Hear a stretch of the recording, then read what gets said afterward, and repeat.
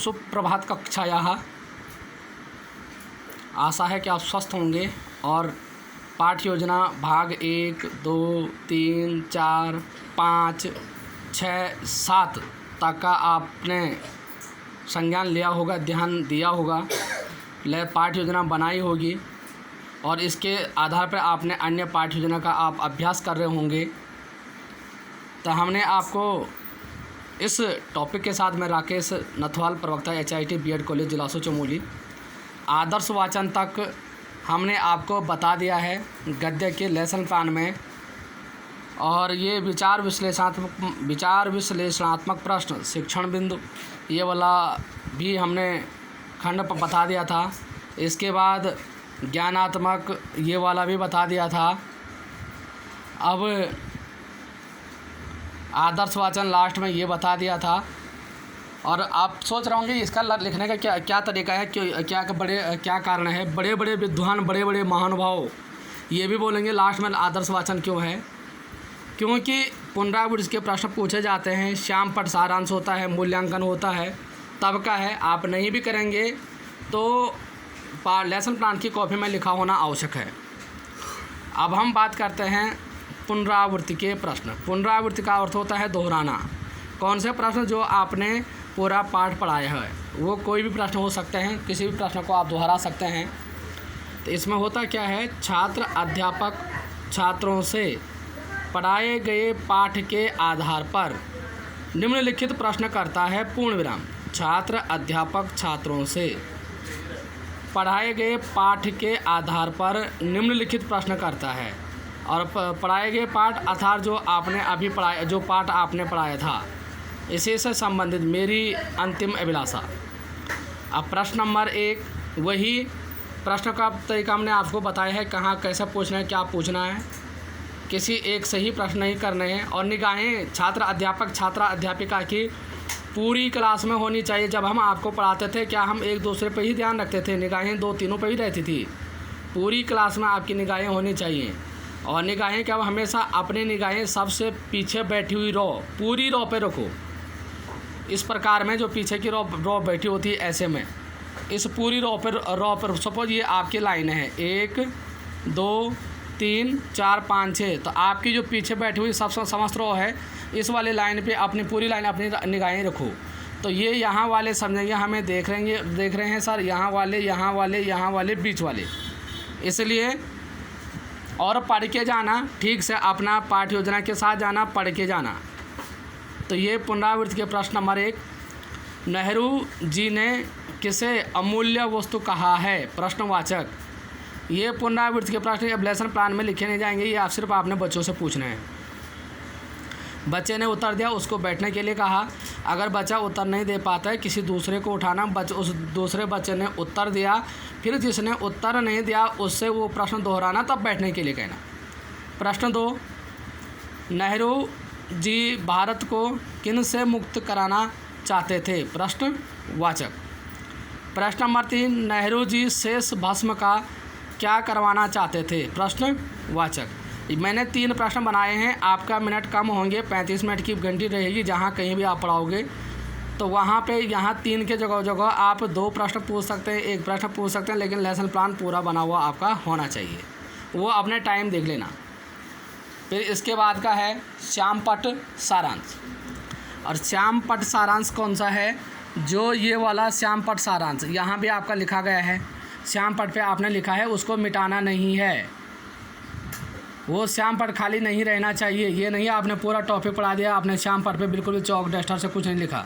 चौक duster का कार्य भी श्यामपट में होना आवश्यक है। अब श्यामपट सारांश क्या है? छात्र अध्यापक छात्रों को श्यामपट कार्य अपनी उत्तर पुस्तिका में उतारने का आदेश देता है। छात्र अध्यापक छात्रों को श्यामपट कार्य अपनी उत्तर पुस्तिका में उतारने का आदेश देता है। और श्यामपट कौन सा कार्य? ये वाला श्यामपट कार्य जो आपने बीच बीच में लिखा था, इसको अपने उत्तर पुस्तिका में उतारने का कार्य का आदेश देता है कि आप अपनी कॉपी में इस कार्य को उतारो। अब होता क्या है, आपने ब्लैक चार्ट लेना है, काला चार्ट। अब ब्लैक चार्ट को इस प्रकार से आपने ठीक इस साइज़ का जिसमें कम से कम 14-15 लाइनों में ये आपका आपने गोंद से चिपकाना है। और ब्लैक चार्ट के लिए वाइट सिर्फ सफ़ेद कलम आती है, आप बुक सेलर्स के यहाँ जाना तो मिल जाती है। तो ब्लैक चार्ट यहाँ पर चिपकेगा, ये आपका श्याम पट है। श्याम पट पे आपने वही लिखना है जो आपने फर्स्ट में लिखा था, दिनांक, नाम, विद्यालय, फिर विषय, उपविषय, प्रकरण और कक्षा कालांश अवधि।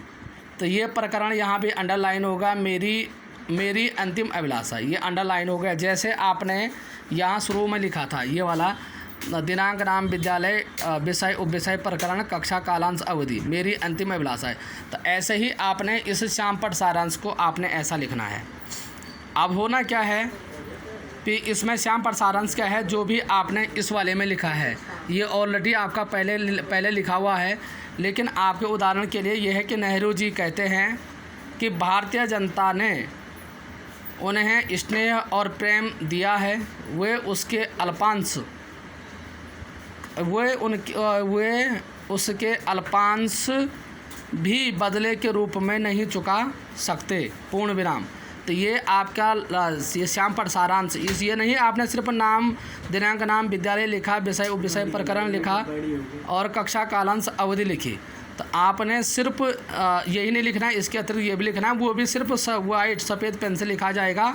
यहाँ पे सिर्फ ब्लैक चार्ट ही होगा। कुछ महानुभाव यहाँ पे बड़े बड़े विद्वान लोग कोई पीला चार्ट चिपकाएंगे, कोई रेड चिपकाएंगे, यहाँ पे ब्लैक चार्ट ही होगा। बार बार नहीं कहेंगे और पंक्ति पर लिखेंगे, पंक्ति डालेंगे, पूर्ण विराम, व्याकरण चिन्हों का भी ध्यान रखेंगे। अब आता है निरीक्षण कार्य।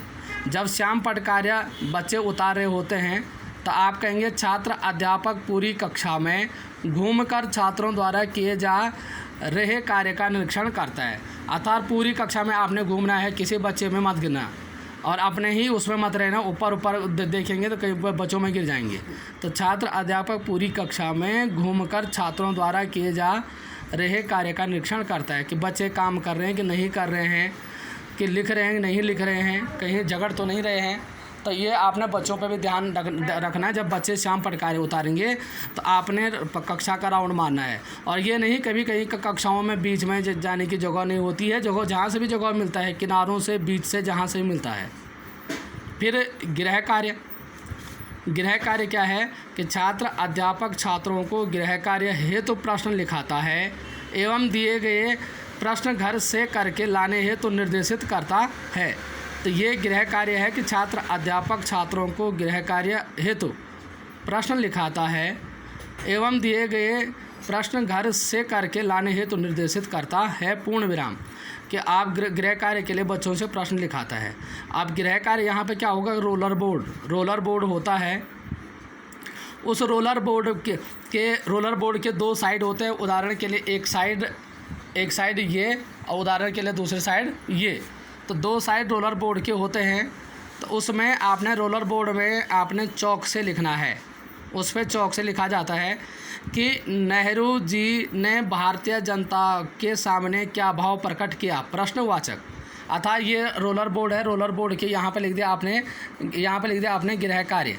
तो यहाँ लिखा प्रश्न 1 चौक से, तो ये प्रश्न 1 आपने लिख दिया। फिर प्रश्न 2 लिखेंगे, नेहरू जी की अंतिम अभिलाषा को 10 वाक्यों में लिखो, प्रश्नवाचक। फिर यहाँ पे आपका उदाहरण क्या, ये रोलर बोर्ड है, यहाँ आपने लिख दिया प्रश्नवाचक। प्रश्न नंबर 3, ज़्यादा प्रश्न भी मत देना क्योंकि बस 1-2 प्रश्न ही काफ़ी हैं।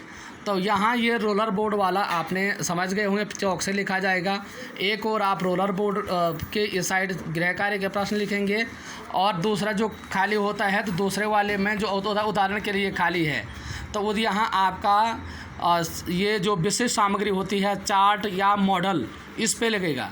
उदाहरण के लिए रोलर बोर्ड पे यहाँ इस वाले पे गृह कार्य के प्रश्न, इस वाले पे गृह कार्य के प्रश्न और इस वाले पे आपका ये चार्ट मॉडल चिपकेगा, वो भी गोंद से या जो भी प्रक्रिया आपके होते हैं वो आलपिन से। तो ये आप जब ये गृह कार्य जाते ही आप रोलर बोर्ड क्लास में लगा देंगे, क्लास में एक कील लगाएंगे, इस कील पे आपका रोलर बोर्ड टकेगा। जब गृह कार्य के प्रश्न आएंगे तब गृह कार्य के प्रश्नों के लिए आप कहेंगे ये प्रश्न उतारो। और जो दूसरी ओर आपने चार्ट या मॉडल लगाया है इस वाले पे, तो जहाँ भी उल्लेख आता है व्याख्या करते समय आपने समझाना है। और इस रोलर बोर्ड के बाहर आप यहाँ पे अखबार ऐसे अखबार डाल सकते हैं। अखबार को आप आलपिन से चिपका सकते हैं। और ये जो दूसरा वाला रहेगा चित्र या मॉडल, इसको भी आप अखबार के द्वारा आलपिन से ढक सकते हैं। जब उसका उल्लेख आएगा तभी ये खोलना है, मदारी का खेल नहीं करना है। नंबर इसके बाद आता है संदर्भ। संदर्भ क्या होता है? अब संदर्भ कहाँ से किताब ली गई है? उत्तराखंड विद्यालय शिक्षा हिंदी बुरांश कक्षा 8। तो ये कक्षा कहीं कक्षा 7, कहीं 8, 9, 10 जो भी होगा, तो उत्तराखंड विद्यालय शिक्षा हिंदी बुरांश कक्षा 8। इसके बाद सुझाव में जब हम आप पढ़ा रहे होंगे, हम आएंगे तो जो आपकी कमियां होंगी हम लिखेंगे, ये आपके लिए नहीं है। तो रोलर बोर्ड वाला एक बार हम क्लास में बता देंगे, जिसको समझ नहीं आता जहाँ, तो वो ये लेसन प्लान दोबारा से जो नहीं आएगा आप पूछ सकते हैं। इसी के साथ आपका ये हिंदी गद्य का लेसन प्लान समाप्त होता है, पूरा A to Z। और इसको आप बनाएंगे, पूरा बनाएंगे। जिसका हैंड राइटिंग सही नहीं है वो विभिन्न पेनों का प्रयोग करेंगे। ये लेसन प्लान मेरा हाथ से बनाया हुआ है, मेरा अपना है। पहले आदेश मेरे लिए 1 1 2, तो ये आपको पता है। तो ये सुझाव, तो ये आप लेसन प्लान खुद तैयार करेंगे। खुद ही को कर बुलंद इतना कि हर तकदीर से पहले खुदा बंदे से पूछे कि बता तेरी रजा क्या है। धन्यवाद, नमस्कार।